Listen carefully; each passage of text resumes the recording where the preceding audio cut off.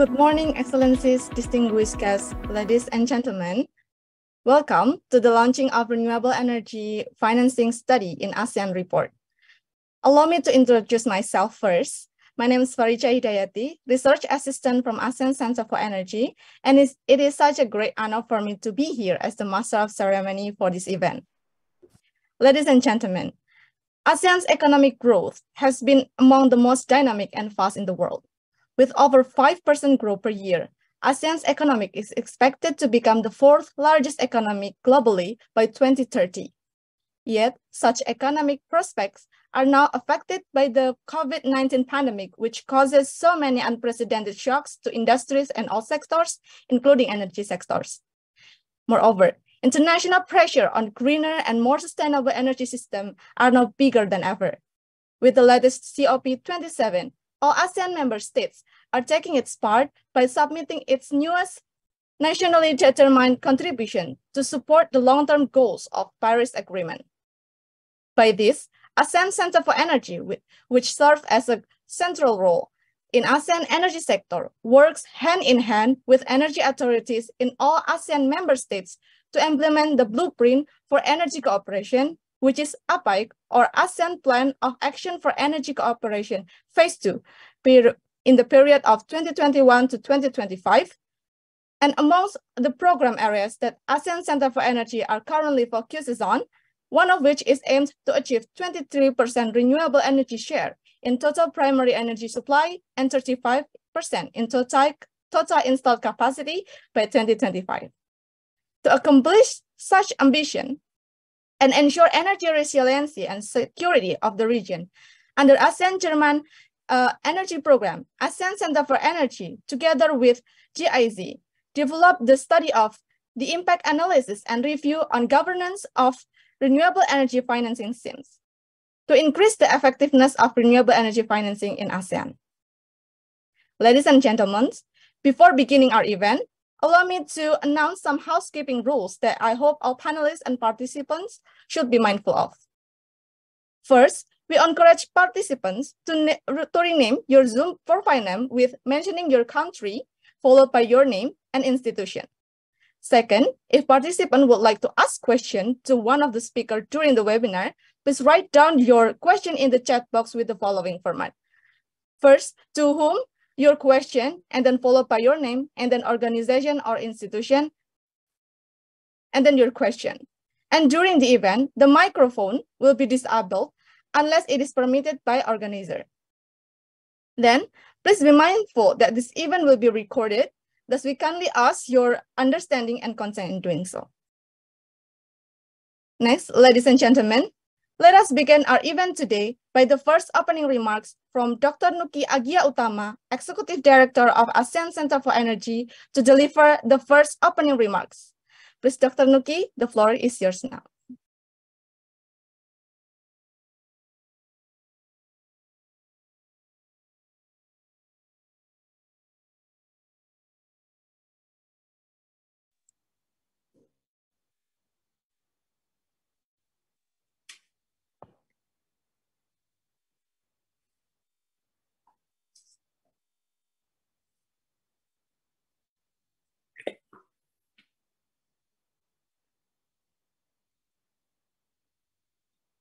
Good morning. Can you hear me, Faricha?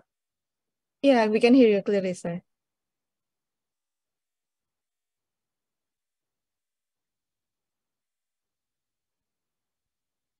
Hello? Yeah, we can hear you, sir.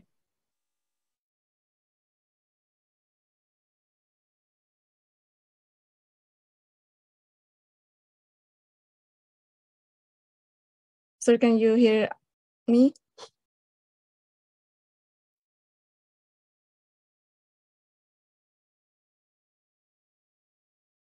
I think there is a connection issue with Dr. Nuki's internet connection. May I confirm that you can hear us clearly right now, sir?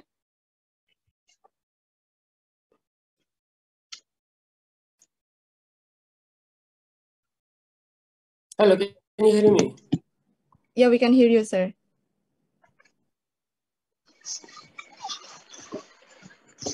Hello?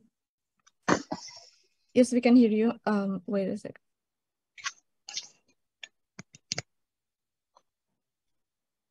Yes, we can hear you, sir. Okay, thank you, Farisha. Good morning. Good morning.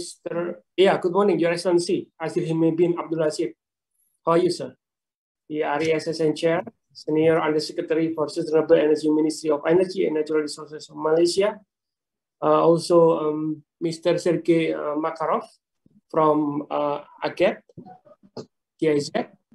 Your Excellencies, distinguished speakers and panelists, ladies and gentlemen, I'm delighted to welcome you all to our launching event of the Renewable Energy Financing Study in ASEAN Reports, which is a product of the ASEAN-German Energy Program, joint cooperation program implemented by the ASEAN Center for Energy and GIZ on behalf of the German Federal Ministry of Economic Cooperation and Development, BMZ. This report also supporting the implementation of the latest APEC Phase 2, 2021-2025, which emphasized a target of 22% RE share in total primary energy supply and 35% in renewable energy share in total installed power capacity by 2025. Ladies and gentlemen, this report gives the frameworks of the impact evaluation from the study of RE financing scheme on RE growth through the impact analysis and review on governance of renewable energy financing schemes.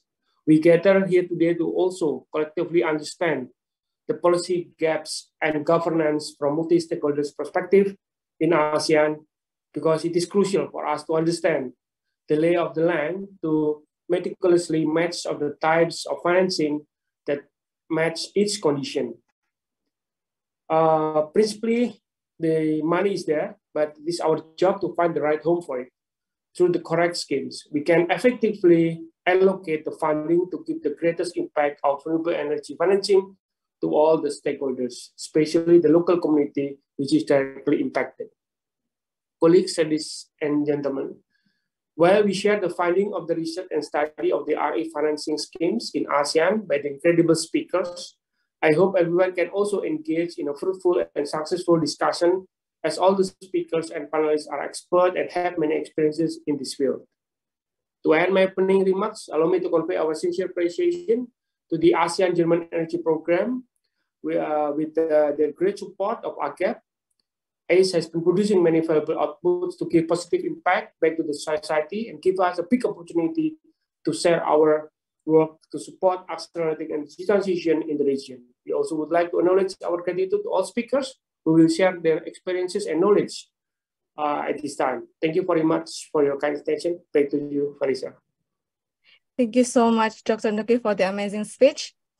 Next, I would like to welcome Mr. Sergey Makarov, Principal Advisor of ASEAN German Energy Program, GIZ, to deliver the second opening remarks for this event. Please, Mr. Sergey, the floor is yours now. Thank you very much. Dr. Nuki Guillermo, Executive Director of ASEAN Center for Energy, my close friend, distinguished representatives of the ASEAN member states, distinguished speakers, colleagues, I warmly welcome you to this launch event today. Today, we are delighted to launch the most anticipated study, the impact analysis and review of the governance of the renewable energy financing schemes in ASEAN. The study has been developed together with ACE and our team of consultants over the past few months. As we showed also in the 7th ASEAN Energy Outlook, ASEAN needs to split the adoption of its renewable energy if the region wants to achieve the target of 23% of renewable energy share in total primary energy supply by 2025. This effort, approximately 40 gigawatts of additional RE capacity for investment costs of more than $80 billion required. This study details several ways to make financing for renewable energy more attractive and effective by addressing specific barriers identified and exploring potential funding solutions and sources. The study findings show that the main barriers for renewable energy investment lay in the area of regulatory issues, access to finance, and technical and labor issues. The most effective way to tackle the risk and challenges are by investing in policy and financial de-risking instead of actually providing direct financing schemes. Stability of the financial framework will provide the greatest benefits to adoption of renewable energy. The study also shows the importance of investing in grid improvement, as the existing grid were not built to accommodate variability character of solar and wind energy. Another recommendation, investment in energy storage systems to prevent grid overload and to ensure stable energy supply throughout the year. The study also found that financial institutions and bilateral development banks have been increasing support for the renewable energy investments, while actually cutting back support for fossil fuel power plants, with 47 of the world's greatest banks imposing now coal restrictions to varying degrees. We at GIZ, German Cooperation Program, hope that this report will also provide practical information for ASEAN member states government officials to benefit national social development aligned with the regional renewable energy targets. I wish everyone an insightful, enjoyable discussions. Thank you. Thank you so much, Mr. Sege, for a remarkable speech. Before proceeding to the next agenda, allow me to announce Mr. Asdir Hime bin Abdul Rashid's regards on this launching of a renewable energy financing report. He is the Renewable Energy ASEAN Chair, Senior Undersecretary for Sustainable Energy, Ministry of Energy and Natural Resources of Malaysia. Due to the prior engagement, Mr. Asdir Hime would like to apologize for not making it to this session today. However, he sends his best regard and best wishes to all participants who are present here and who have contributed and supported the preparation of this report. He hopes that this report will provide many insight to our ASEAN member states in advancing the bioenergy industry in achieving respective national renewable energy target as well as the regional target under the APEC Phase 2. Ladies and gentlemen, now that we have all distinguished excellencies giving their opening remarks, I would like to invite all speakers to open the camera for group photo session. For this task, may I seek help from Mr. Hairi and Bahasa Global to take the group photo?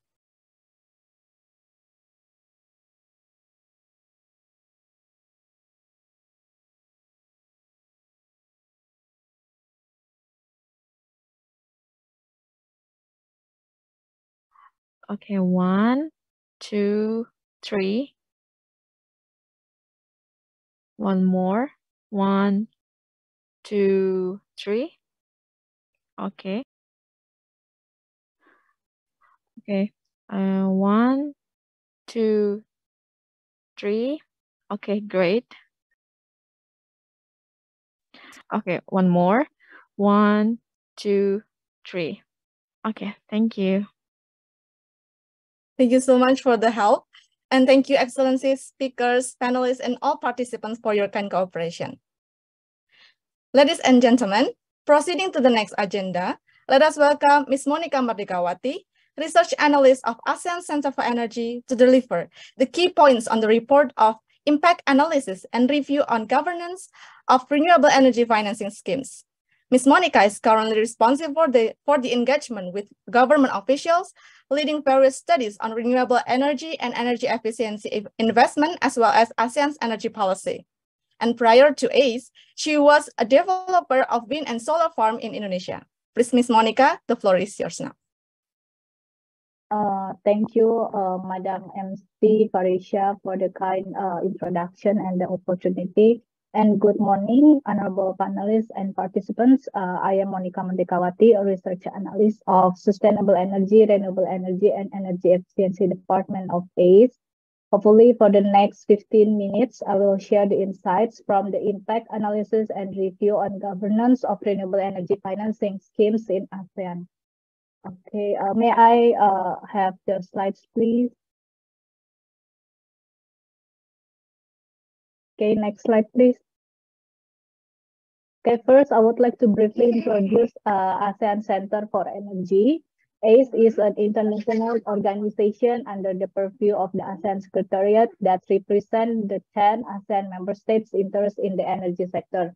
ACE has three main goals as the catalyst of economic growth and integration of ASEAN countries that are guided by the ASEAN Plan of Action for Energy Cooperation, or APAEC. Second, we also provide the data and knowledge repository services for the member countries. And third is visions to be the regional think tank that could provide practical and reliable solutions for the member states. Next slide, please. So APEC is the regional blueprint for the energy sector in the framework of the ASEAN Economic Community, or AEC. It has 7 program area or focus as presented here, where the main theme is to enhance the energy connectivity and market integration to achieve energy security, accessibility, and sustainability for all. This study will specifically discuss the needed measures to achieve the renewable energy target by 2025 and enhance interconnectivity under the ASEAN policy. Next slide, please.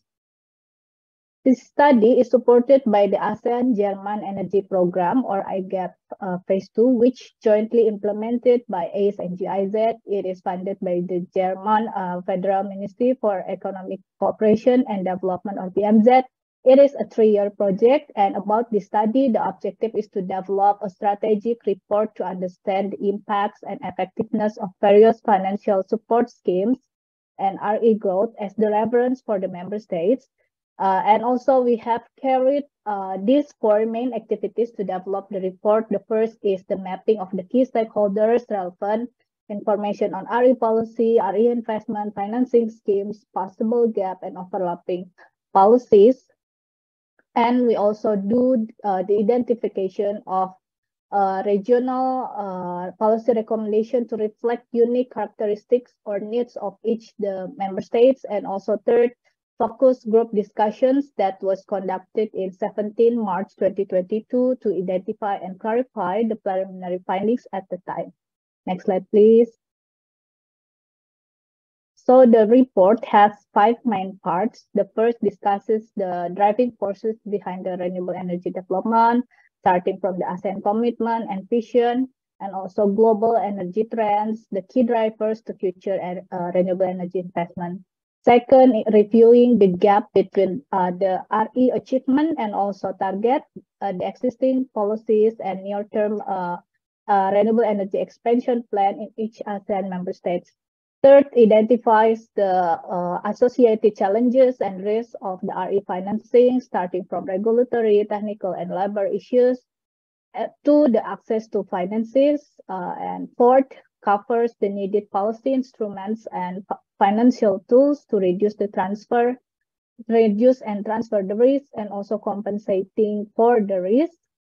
Fifth is explain the type of RE financing, funders, and how to access this available financing in ASEAN. Next slide, please.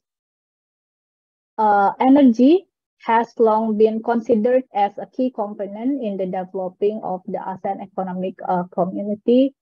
While renewable energy is the key to regional connectivity and green recovery. We have APEC Phase 2, the regional guiding policy document for the energy cooperation, which is the integral part of the ASEAN Economic Community Blueprint 2025. Besides APEC, we also identified that ASEAN leaders have provided consistent support through a number of relevant policies and directives. For example, the ASEAN Declaration on Industry Transformation, and also ASEAN Comprehensive Recovery Framework. And besides that, in addition to the regional commitment, we observe several key drivers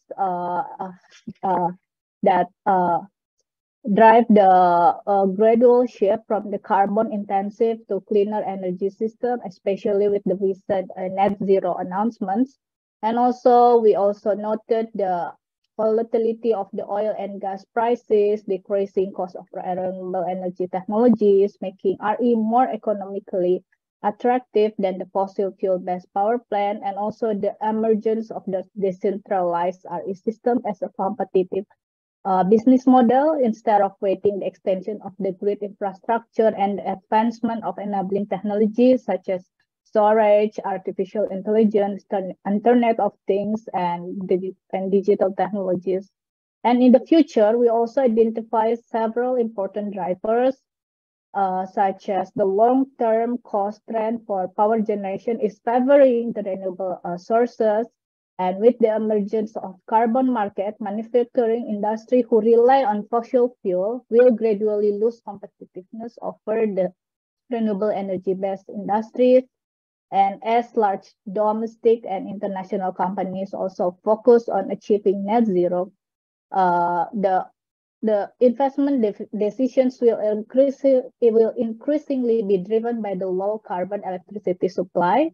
With that, stricter ESG disclosure become a necessity in accessing the finance. And last is the potential job creation that will be created with the clean energy industries. Next slide, please. Next slide. Yeah. No, I think previous slide. Yeah. As of 2020, ASEAN region had already installed 33.5% renewable energy in the power generation sector. This figure also indicates that renewable energy investment in all ASEAN countries have rapidly expanded over the past few years. Many new projects are in the pipeline or at the planning stage.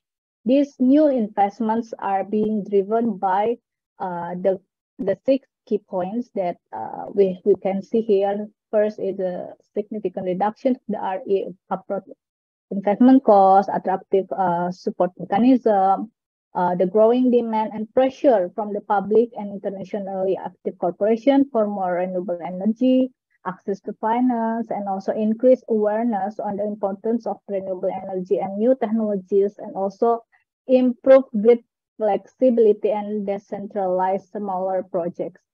Next slide, please.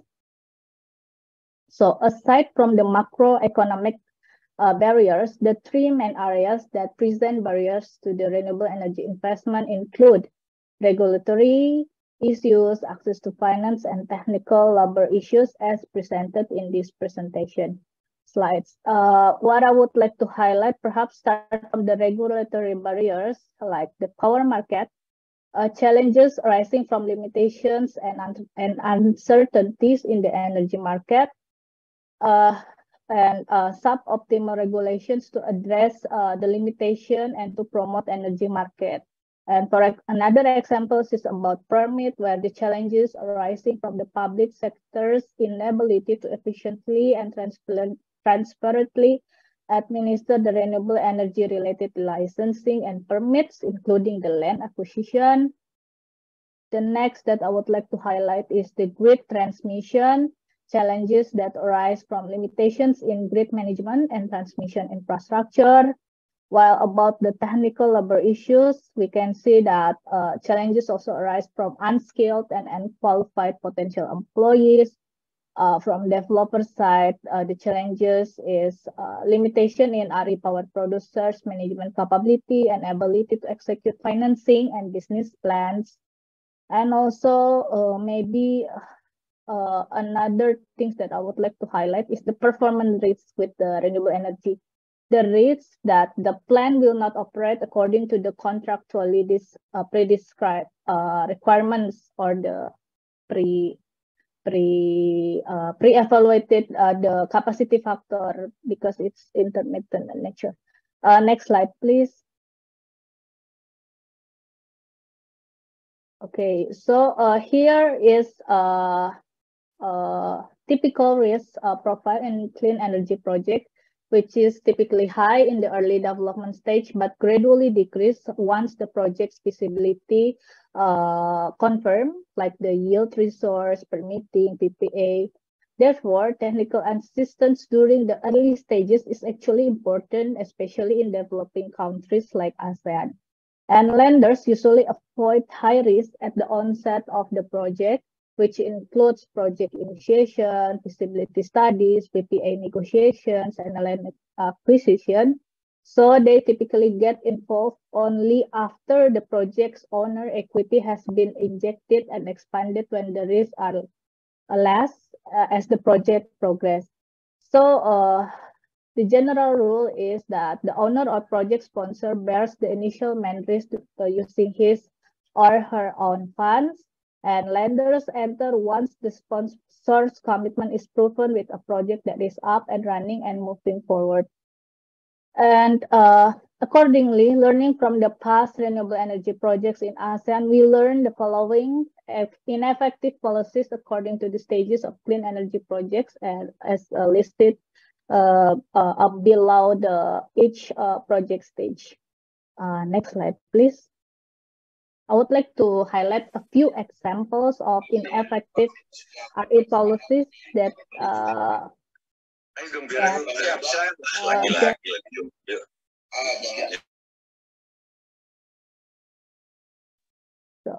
apologies for the technical difficulty. So here I would like to highlight ineffective renewable energy policies that generally applies regardless of the project phase that we identified in some of the member states. First is the fluctuating prices and FIT reductions.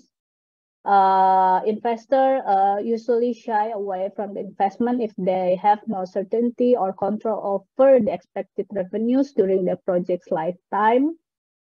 Few examples is from Indonesia, where the electricity purchase price is determined by the so-called electricity generation cost, or BPP in short with Indonesian. This cost is subject to the annual adjustment by PLN, which causes fluctuation in the price of power sold to PLN from the companies. These changes is regarded as a risk for the investor. And in Vietnam, another example in Vietnam is the FIT that once very attractive for the solar and wind energy is not attractive anymore because of the tight deadline, which causes the developer to be afraid to invest, because this tight deadline is something risky for the investor, especially considering that currently Vietnam prioritizes more the offshore wind projects. Next is about the build, own, operate, and transfer scheme, which requires power producer to hand over the projects to the government once the PPA has expired. This scheme is not popular with investors due to the following issues. First is the power plant are often located on the investor land where they also operate other business. For example, can be used for the biomass or biogas power plant in palm oil plantation. And second, no potential investment for the investor once the PPA expires. Investor tends to calculate with extended operation term or expect a particular value of installation beyond the PPA. Next is some countries also, next. The third point is some countries regulate a local content requirement that are difficult for investors to meet, which is not a problem if the local market or industries, manufacturing industries already established. Some example is, for example, Indonesia, which quite struggling in developing the solar manufacturing industry due to the local content, in comparison to the Malaysia, Thailand, and Vietnam, who have more developed solar market and manufacturing capability. Fourth point is the shifting of force majeure from the government or off-taker to investor. The fifth is net metering system, when the tariff is not compensating but rather penalizing, like for example another is Indonesia, where in the government PLN pays only 65% of the tariff they charge customer for the excess power. The sixth point is the offering shorter PPA. The investors see this as a risk because investment in RE projects often have a longer payback period and therefore require long-term reliable PPAs. Seventh is PPA without price escalation, which is important because with the discounted rate and etc. And foreign ownership restrictions, which counteract the intention to attract more private investment. But we see some changes, like for example in Philippines, the government in 2020 allow full foreign ownership in RE projects to spur the geothermal power development. And Indonesia, the lifting of maximum foreign ownership restriction is included in the new omnibus law that was issued in 2020. And a few other points is mentioned here. I will not discuss it one by one due to the interest of time. Next slide, please. So yeah, sorry, previous slide. Previous slide. Yeah, not the effect. Yeah, the effective RE policies. And while we have the long list of ineffective RE policies, which discussed in great detail in the report, we have also effective RE policies that I would like to highlight here, like such as attractive feed-in tariffs, such as in Vietnam, Malaysia, and Philippines. The tax exemptions, a great example is from Malaysia, as you can see in the right table. Third is the private investment in transmission lines. Fourth is the net energy metering, such as in Malaysia, and also priority for renewable energy dispatch in grid. Next slide, please.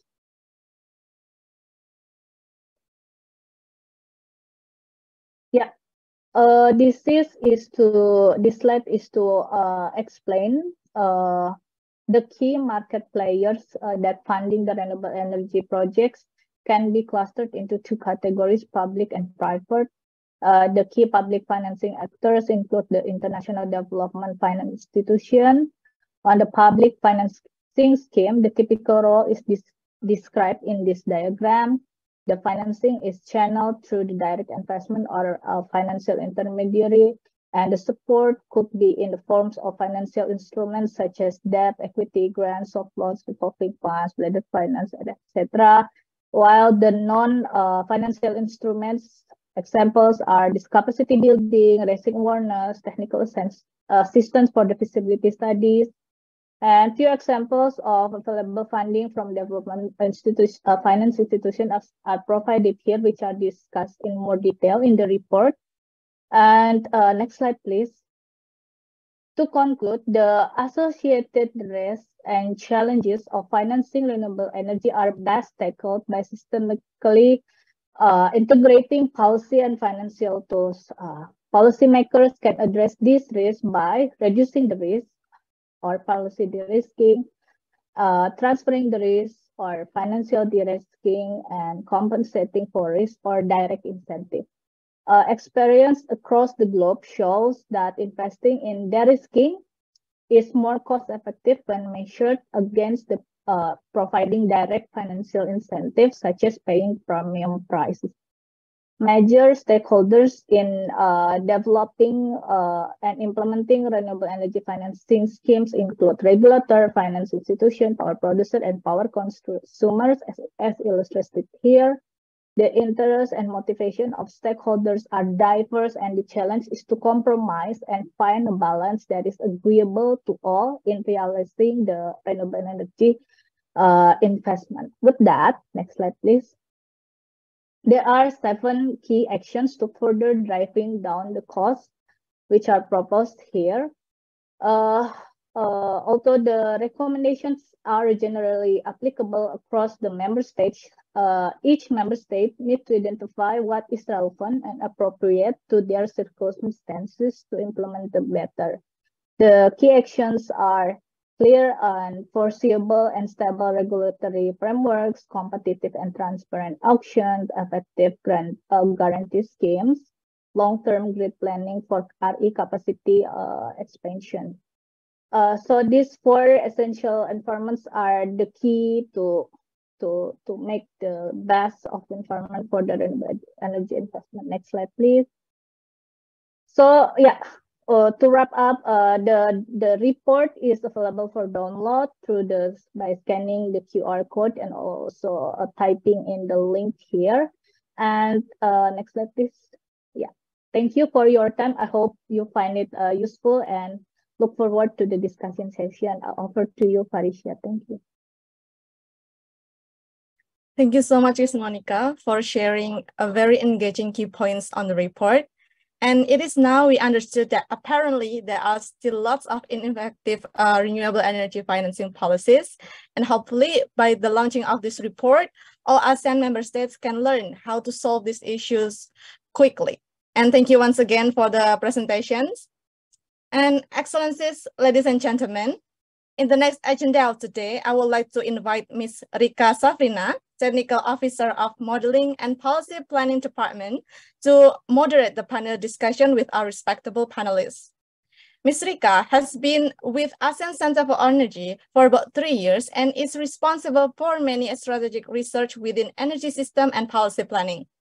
Some of her latest works are electric vehicle adoption in ASEAN, prospects and challenges, COP26 ramification for ASEAN energy strategies, COP26 ASEAN's commitment in the energy sectors, and many more will come regarding the COP27.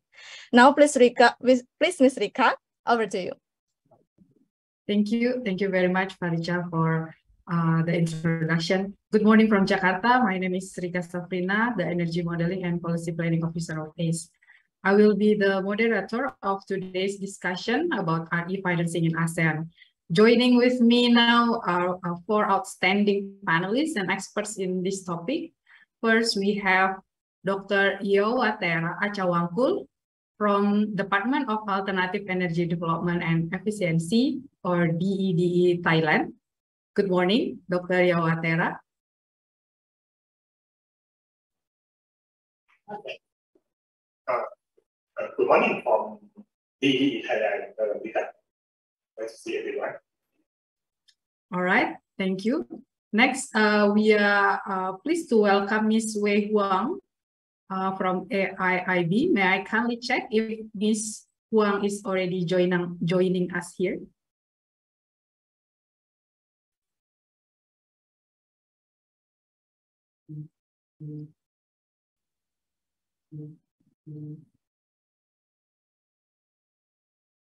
All right, maybe we can continue first to our next panelist. Next, we have Ms. Emmanuel Feliciano from Energy Green Map. Hello, Ms. Emmanuel. Good morning.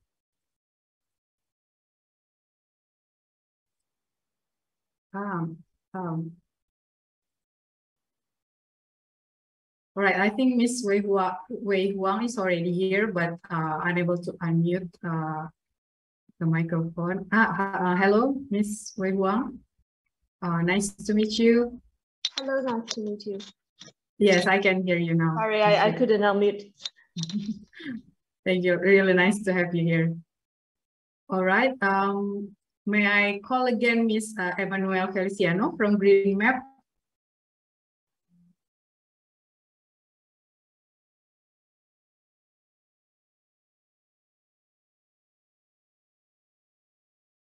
Hello and good morning, Ms. Emmanuel.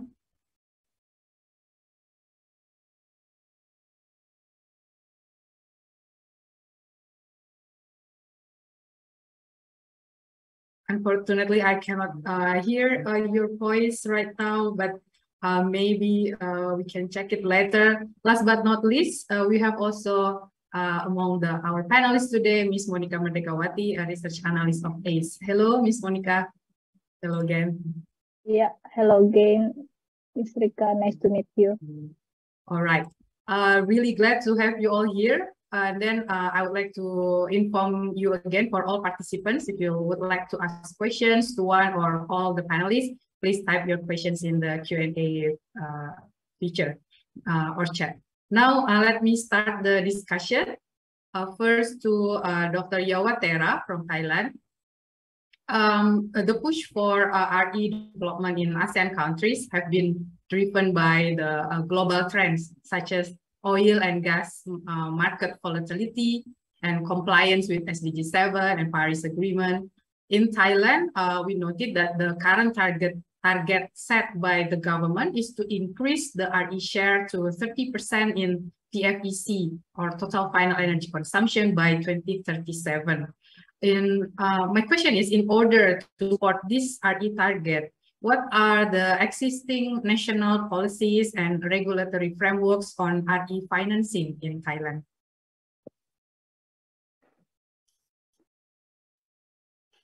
Okay, thank you, Mika, for your question. Good day, everyone. Okay. In Thailand, first of all, please allow me to expand that our aspirational target. As you know, that in the Thailand integrated energy blueprint, we set a target to promote the renewable energy consumption to be 30% by year 20 and 37. In addition, that corresponding to the COP26 last year, our Prime Minister have a commitment that Thailand would like to achieve the carbon neutrality goal by year 20 and 50, and for the net zero carbon emission by year 20 and 65 respectively. Therefore, we would like to increase our renewable energy target to be extremely. We hope to achieve the consumption of renewable energy to be higher than 50% of the new power installed capacity by year 20 and 40.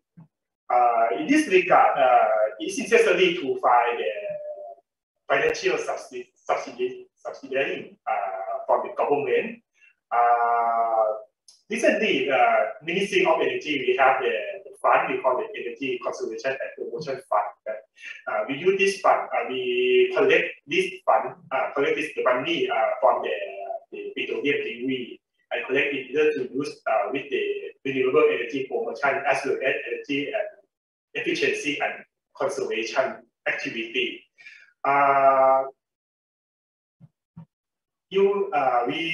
We mentioned about the effective financing scheme to promote the renewable energy in ASEAN. I will give you some of the examples. First of all, as I mentioned that we have the, sorry, I have to speak close to the microphone. Can you hear me clearly now? Yes, I can hear you. Okay, thank you very much.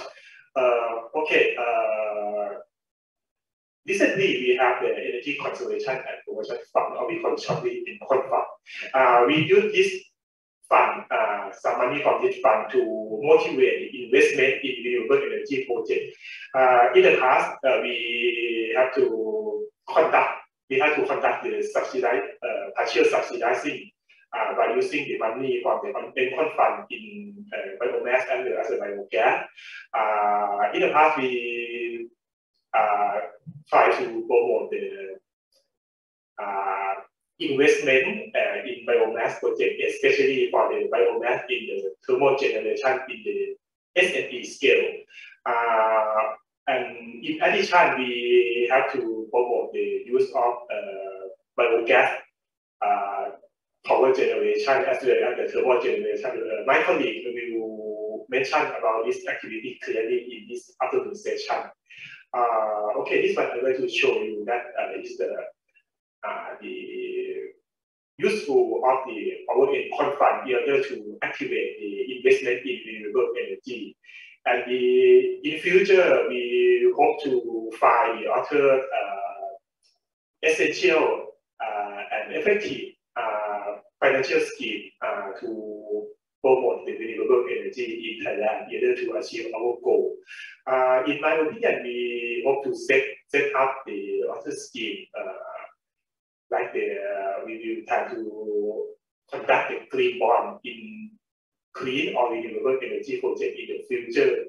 And I think that the other tool that can effectively motivate the use of or the investment in renewable energy project, I think is the taxonomy. The taxonomy is mean that we have to classify what is the environmental friendly project, and of course that the renewable energy project is the one of the effective project to commit the environmental friendly scheme. I think that this is the effective financing scheme in the future that we want to launch in order to motivate and enhance the private sector to invest in renewable energy project in the future. Okay, that's all from my side. Thank you. All right. Thank you, Dr. Yawatera. I noted that the current aspirational RE target in Thailand is in line with the COP26 last year, which is Thailand aims to reach carbon neutrality by 2050 and net zero by 2065. And currently, Thailand is willing to increase the target of RE share into 50% in installed capacity by 2040. One of the funding available is like energy conservation fund to stimulate an investment in renewable energy, especially to boost biomass and to promote biogas. Thank you for your answer.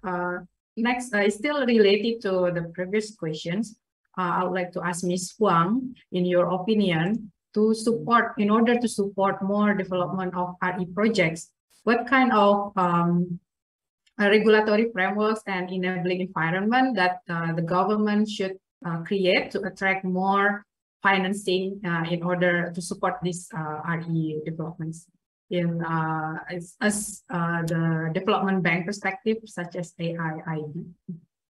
Please, Ms. Wang. Thank you, Rika, for the question. So I think in the region of ASEAN, there's actually a wide variety of status for Asian countries. They are at very different stage of development for renewable energy. There are countries which are still at the very initial phase of having the first few solar and wind projects, and projects are normally based on unsolicited proposals from companies. And there are also countries with some policies in place and RE law in place, and had a few projects rolled out, but still lacking the sort of systematic pricing system or auction system that could enable a very massive development of renewable energy. And there are also countries that are very well developed and have been able to roll out a lot of projects. So I think, of course, for these different situations, there are very different needs for further development of policies.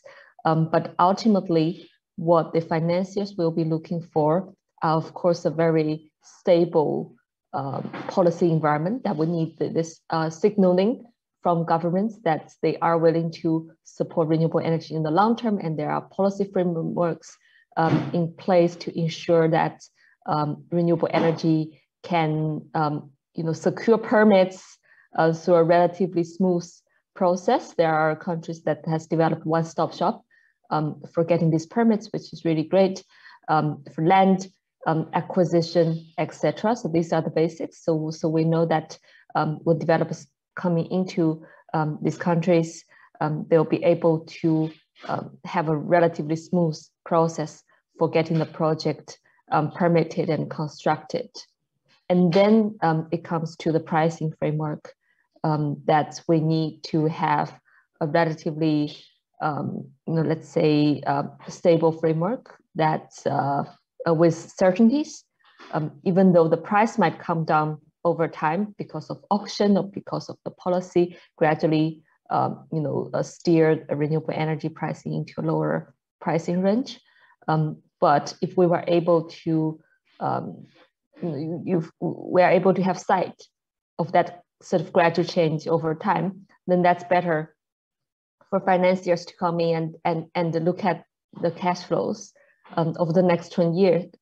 So we're able to construct the financial modeling to know, how much cash flow to expect during the time of a long tenure.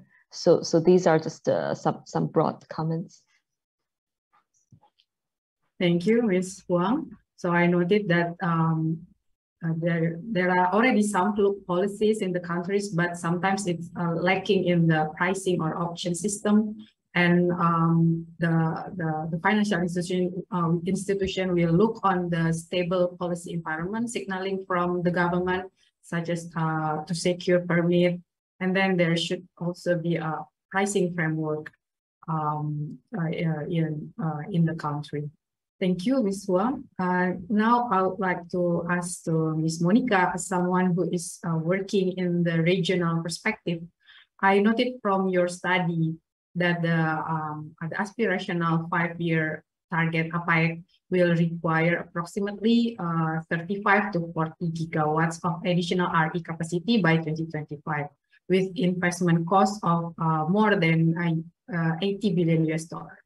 Such an enormous investment in RE and also the grid, power grid, will require significant funding.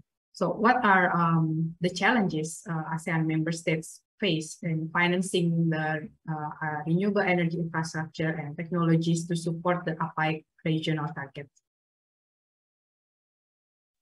Thank you, Ms. Rika, for the question. So if I have to summarize what, I mean, to put it in a simple way, what the member states need is to know what they need. So because you have mentioned the statistic of how the regional contribution needed to achieve the renewable energy target in terms of capacity and also investment, total investment.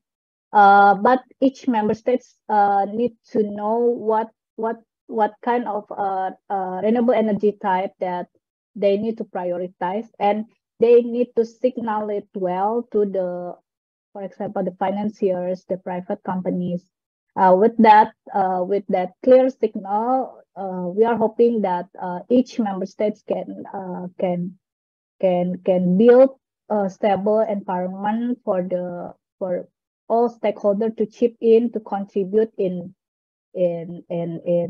gathering this needed huge amount investment for the renewable energy. Maybe one of the example of how the actually several member states have doing it well is, for example, Vietnam. As we noted that during just 1 hour period, 1 year period, the solar capacity in Vietnam has grown from less than 1 gigawatt to more than 4 gigawatts. Despite of Vietnam doesn't have like one-stop permitting, but I think the signaling from the government is clear enough for the financier and private companies to join the auctions, the FIT schemes, apply for the projects and build the projects there. Despite Vietnam has another problem like the grid flexibility and infrastructure, which is another investment required. But learning from Vietnam, we can see that clear signal and stable policy directions is essential.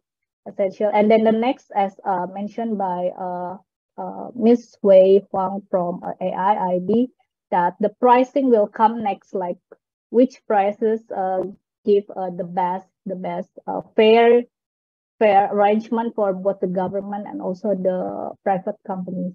So that's a good example from Vietnam. I would like to also highlight a few good examples that we can learn for is like from Thailand with the clear signal of the Thailand 4.0 roadmap, which is clear that what like Dr. Jawatara have mentioned, the biogas and bioenergy is one of the priority of their development, and also other renewable energy technologies such as storage. So we need this kind of clear signals what are the priorities. So like us from ACE and also from the private companies and financiers can really focus on looking into the details, like finding the perfect locations and looking into the feasibility study and etc. And another example I would like to highlight is from Malaysia with their Malaysia Renewable Energy Roadmap, which is quite clear of the in showing what are their plan for the next 5 years at least. So yeah, the bottom line is we need to know what we need. So yeah, I think I would like to stop there and return the floor back to you. Thank you.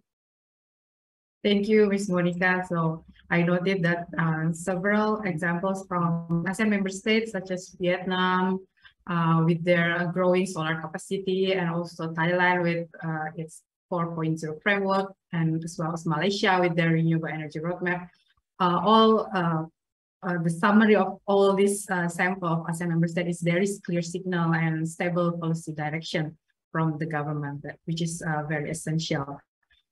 Maybe I would like to hear again from Ms. Huang. Just now we heard about the lesson learned from ASEAN member state. Can you enlighten us about what is the lesson learned from other countries, maybe outside ASEAN, especially the developed ones, in the most effective financial mechanism to fostering RE growth that can be implemented in ASEAN? Yes, thanks, Rika. I think for from other more developed other countries that have a more developed status on RE investment, like China, it obviously has also gone through a very long time to get to where it is now. It's not just the policy framework that matters, but also these sort of setup of the whole value chain for renewable energy, which enables, which actually build up the whole industry and enables a very vibrant development across the value chain that helped to really upscale renewable energy. But I think in the first place, what's always important is this certainty of government's willingness to develop renewable energy and willing to provide the stable policy environment that allows the value chain to develop as well. And at later stage, once these basic frameworks are in place and confidence are set, then from the financial perspective, there are a number of things that we could do to help even scale it up a bit further through capital market initiatives, or through the cross-border connectivity or cross-regional connectivity, which allows renewable energy to be shared between different geographies. That helps to mitigate the intermittency and so on. So I think at different stages, there are really different challenges, but stable policy framework is the first step to go. All right, thank you, Ms. Wang. So I noted that in developed economies in RE investment like China, there is a policy framework to set up the value chain of RE to build up the whole industry. And there should be a certainty of government's willingness. Also, the good example is to have a cross-border connectivity within different geographies. It's also can help to grow the RE development and to mitigate energy security as well. Thank you, Ms. Wang. Now I would like to ask the question that has been asked by our panelists, our participant in the chat, to Dr. Yawatera. This is Bora from UGM. Bora's question is, from your perspective, what would be the current challenges or barriers associated with the energy transition towards renewable energy for Thailand?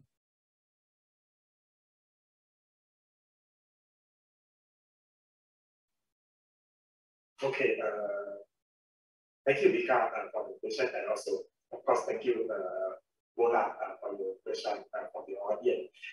You asked me about the challenge and barrier to corresponding to the renewable energy development in Thailand.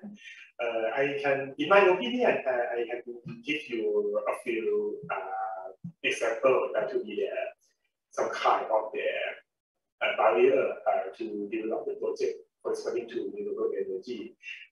In my opinion, I think that the most important one that we have faced a few years ago is about the fluctuation in the petroleum price.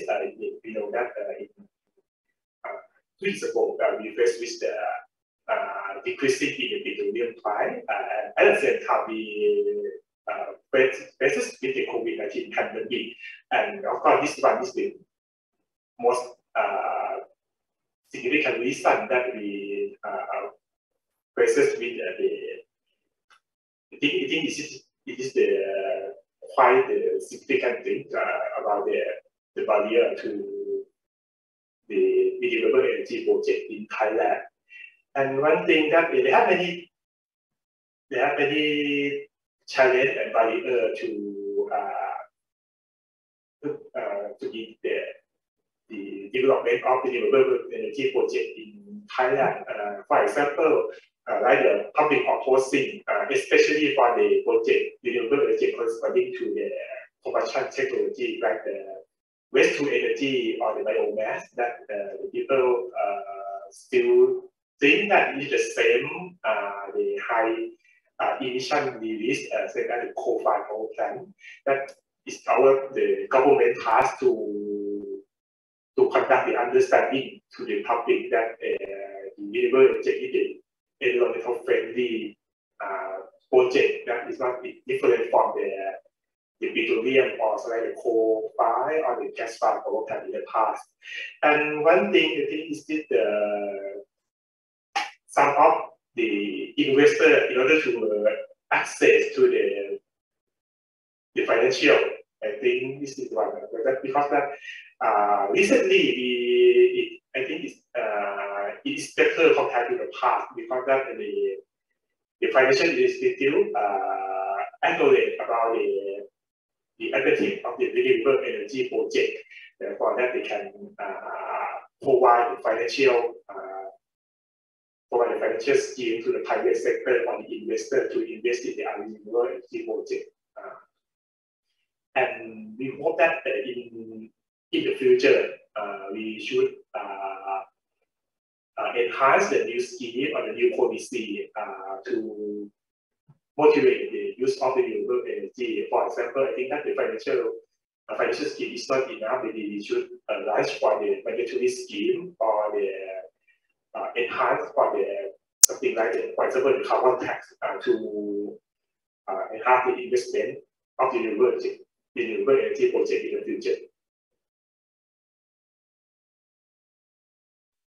All right, thank you, Dr. Yortera. So there are several barriers in RE development in Thailand, such as the support from investors in financial and other financing mechanisms that can be implemented, such as carbon tax, and also the public awareness or public acceptance to new RE projects. So there should be, the government should conduct understanding about the RE projects to the public. Yeah, Ms. Huang, would you like to add, because you raised your hand? Yeah, so I just got reminded on one point from Mr.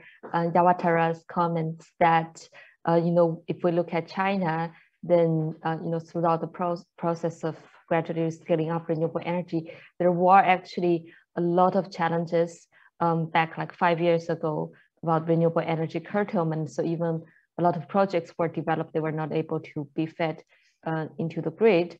And that's, you know, partly because of the grid infrastructure bottleneck and partly because of the, you know, there are a lot of traditional fossil fuel generation that were already built there. So, you know, they are also paid fixed capacity payment and so on. So it's very difficult to make room for renewable energy to be fed into the grid. So for that, I think what is really important is reforming the electricity market to make the electricity market more conducive for renewable energy development, so that different generators can play different roles in the electricity system. And we need to change the mindset of the sort of base load, you know, having to have traditional fossil fuels as base load and only have a renewable energy to supplement that base load. But we need to take renewable energy as the basis and then allow these other non-renewable energy sources to play a different role in the system, to provide ancillary service, to provide peaking services. But this kind of services have to find their way to be, you know, to be rewarded in the electricity market. So that's very important. Yes, thank you, Ms. Wang. So I noted that the traditional energy as the base load, it can be changed as for RE as the base load, and then non-renewable energy can provide other services such as peaking services. Maybe it is related to the questions from participant here, from Mr. Ahmad, as a renewable energy enthusiast. What are obstacles in using renewable energy in ASEAN, and other than the government willingness and regulations? What is the easiest way to start, Ms. Wang? Yeah, one thing that I keep saying about the sort of, how ASEAN is different from some other Asian countries that we are focusing on, like Central Asia or Middle East, is the land constraint. So we don't have very massive like a desert or grasslands that can support large utility scale solar wind projects. Projects tend to be smaller than 100 megawatt and more often smaller than 50 megawatts. So that poses a huge challenge for financiers like us. So as international banks, we tend to look at the larger projects because larger projects involve less transaction costs. And then for these smaller projects, we need to come up with different ways of financing them. If you look at AIIB's portfolio for renewable energy investment in Asia, we haven't done one single solar or wind project in Southeast Asia or South Asia because of the size. What we have done are funds that have been channeled through financial intermediaries like aggregators on the ground through the local banks and through equity funds or through some financing platforms that looks at smaller projects. So I would say that it's quite important for this kind of financing environment to be set up in the region so that these kind of small projects can get their support, and rooftop solar can get their support very easily from the local financiers. Of course, behind that, international financiers can provide the funding to locals, but we also need to have better coordination and also matchmaking between the international financiers and local financiers, then the local players to make this whole ecosystem work. Well noted that the projects in Southeast Asia tend to be smaller, and usually AIIB channel it through local banks or equity funds that looks at smaller projects. So there should be a better matchmaking between international and local institutions. Yeah, maybe I would like to ask to Ms. Monica about the study, the launching of this report, Impact Analysis and Review on Governance of RE Financing Solutions in AMS. It demonstrates how governance measures and financing tools can further support RE development. We have heard key findings and recommendations coming up from this study in your presentation before. Now I would like to ask, what is the main novel contributions of this study compared to other previous studies in the region, and what aspects of the study can be enhanced in the future project? Thank you, Ms. Rika, for the question. I would like to highlight first is this report is updated because it reviews at least maybe only the 5 years back policies of renewable energy policies. The second is this report goes into details of the renewable energy governance and policies in each member states. Later in this report, you will see how, like for example, the policies in Brunei Darussalam and how the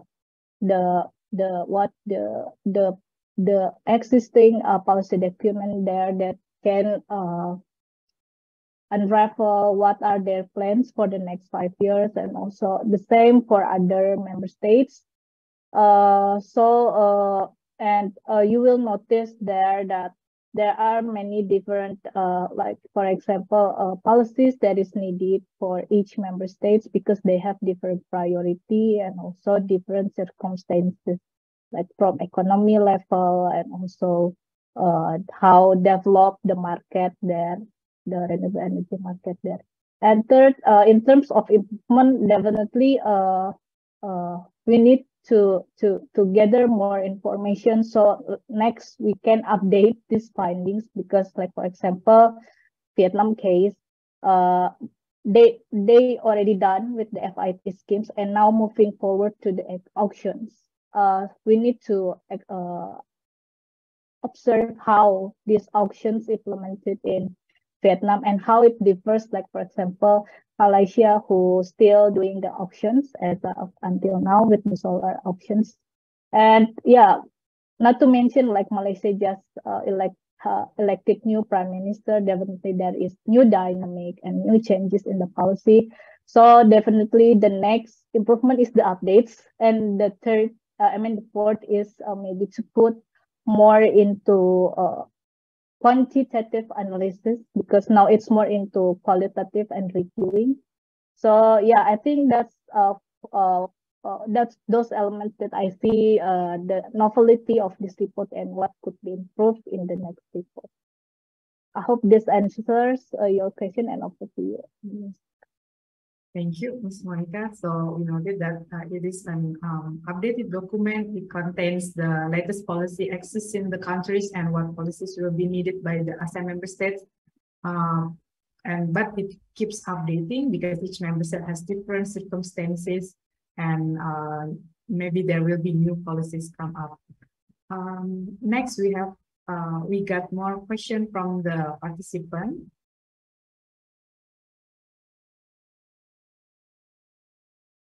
Right, we have the geothermal. The geothermal potential is huge, especially in Indonesia and the Philippines.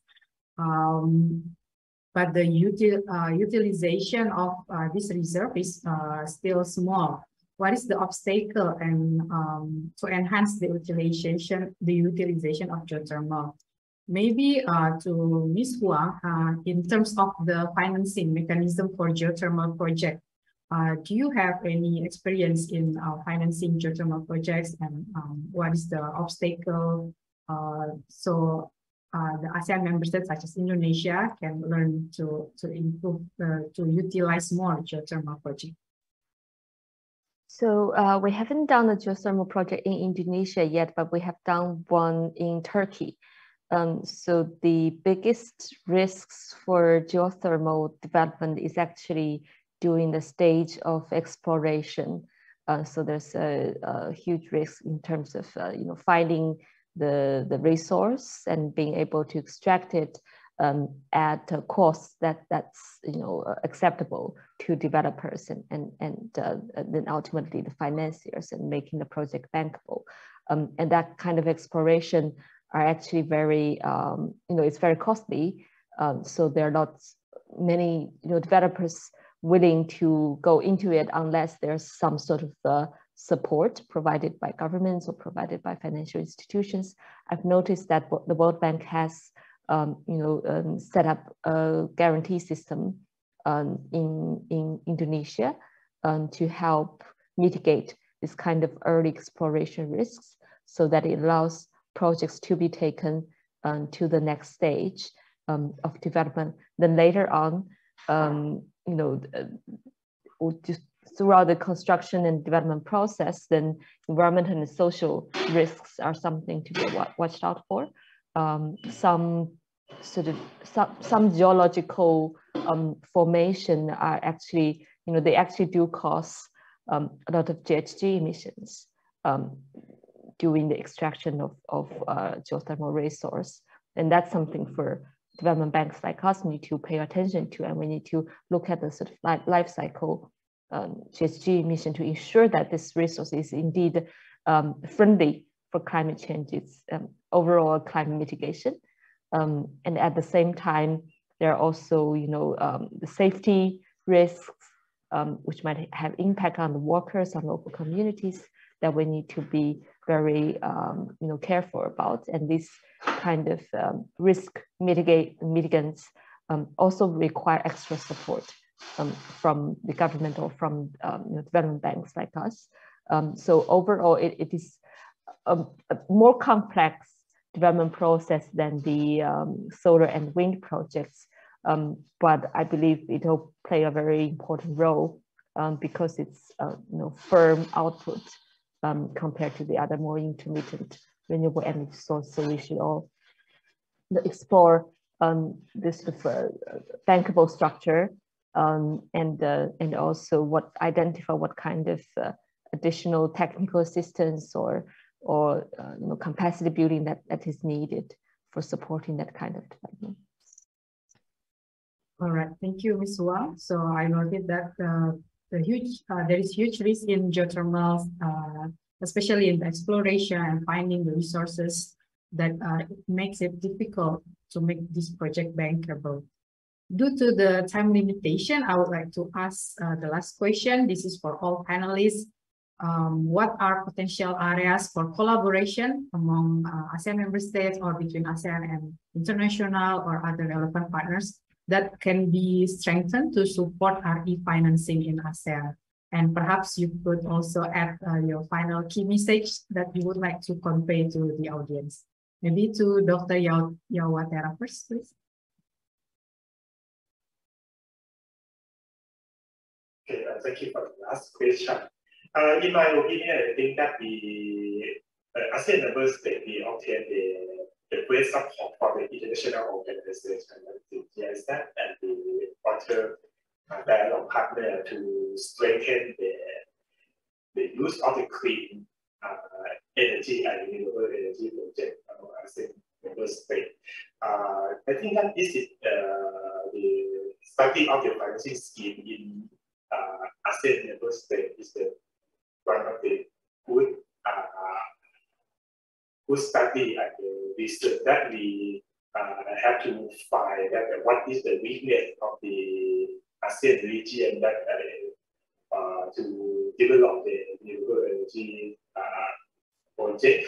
And in the future, we do hope that we can replace the great support for the international organization, the partner, because that we know that we have the aspirational target to achieve the 23% of the renewable energy share by year 2025. This is quite such a big challenge for ASEAN member states to achieve this goal. Therefore, we have to gather the cooperation with all the successful case about the experience sharing from the international partner that we have to that we can obtain support to achieve our goal in the near future. Okay, we hope to obtain the support in the future. Thank you. Thank you. Next, Ms. Wang, same question in terms of collaboration among relevant partners to support RE in ASEAN. Thanks for the question. So I think, of course, a lot of Asian member states have announced very ambitious net zero commitments, if not all of them. And these are very, very ambitious long-term goals that we need to achieve. And, it obviously involves a lot of efforts from many different stakeholders, governments, financiers, developers, think tanks, and associations like yourself. I think it's absolutely important that we keep on, exchanging on, the most up-to-date government policies and also, the obstacles and solutions for the region. And I think it is impossible for each government to work on their own to achieve this ambition. for 23% or for net zero, we have to work together across the different Asian states to promote cross-border connectivity because of the land constraint, and to promote upscaling of investments through a more private-oriented financing schemes and so on. So AIB as a development bank, we very much wish to be part of this partnership and also using our tools and resources to help facilitate this process. All right, thank you, Ms. Wang. Last but not least, Ms. Monica, please. Yeah, thank you, Ms. Rika, for the opportunity. So I think Dr. Yawatara and Ms. Wei already cover important points from the policy and also financing perspectives. I just would like to highlight from the technical or data point of view. I think what we need as ASEAN in the Regional Energy Cooperation is opening the data towards what are the available renewable energy sources in each ASEAN member states. Why we need this openness of data exchange? Because unlike oil and gas, renewable energy basically need to be exchanged with each other. Why? Because it's intermittency, right? Even if we have hydropower, it will be better if we combine it with solar and wind, right? So I think instead of closing the data towards these available renewable energy sources, let's just open it among the member states and try to work together into exploring into 3 different areas. First is the ASEAN power grid. With the enhanced interconnectivity with the ASEAN power grid, I believe more and more clean energies sources can be tapped into the grid, because maybe, for example, it is located in the border of Vietnam, but it is closer to the demand source of low PDR, for example, and the same for other country cases. And second is with the data openness, I see the possibility to also have better communication and into building the renewable energy industry value chain. So ASEAN as the region is stronger together in building their manufacturing capability, not only building the solar manufacturing capability, hopefully we can also expand to others like wind and also hydro and also geothermal by absorbing these technologies from non-ASEAN countries. And then the third is to also focus on expanding these smaller projects for the off-grid system using the combination of hybrid renewable energy system. But again, those are if the policies, the challenges on the policy level is solved, like for example, how we address the unstandardized PPAs with the utilities, because as Ms. Wei also have mentioned, the transaction of these smaller projects is quite high in comparison to the cost of the small project itself. So yeah, I think those the data openness to open the cooperation in these 3 areas are needed for the regional cooperation. Over to you, Ms. Nika. Thank you. Thank you. Thank you very much for all panelists and participants for the fruitful discussions we have today. So yeah, thank you very much. I enjoy our discussion and really nice to meet you. Okay, back to you, Madam MC Aicha. Thank you so much for leading the session for us, Ms. Rika. And thank you very much as well for Ms. Wei Huang, Dr. Yawatara Achawangkul, and Ms. Monica Mardekawati for the very engaging discussion. I believe many topics have not yet done to be discussed, but due to the time limit, apologize to cut the discussion in this moment. But again, I hope by this report will help answer all participants' questions regarding the topic and could boost the success of renewable energy deployment in the near future.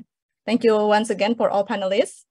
And now, ladies and gentlemen, before closing, allow me to announce 3 things that we humbly ask your attention. First, the report of impact analysis and review on governance of renewable energy financing schemes has been published and can be accessed by scanning the QR codes or accessed by the link that are displayed in the screen right now. There you are. And then for participants, please take a bit of your time to fill the post-event survey that my colleague has sent on the chat box. And lastly, allow me to announce that this afternoon, ASEAN Center for Energy, in collaboration with GIZ, will have another launching event of biogas to electricity development in ASEAN via the Zoom meeting. Lastly, Excellencies, ladies and gentlemen, after such exciting sharing and fruitful discussion on renewable energy financing, on behalf of ASEAN Center for Energy and GIZ, I would like to give my highest gratitude to all excellencies, distinguished speakers, colleagues, and participants for your proactive participation. And I hope by this event, it will shed light on the deployment of more renewable energy in our beloved region. Thank you once again, and see you soon at the upcoming events and activities. Goodbye.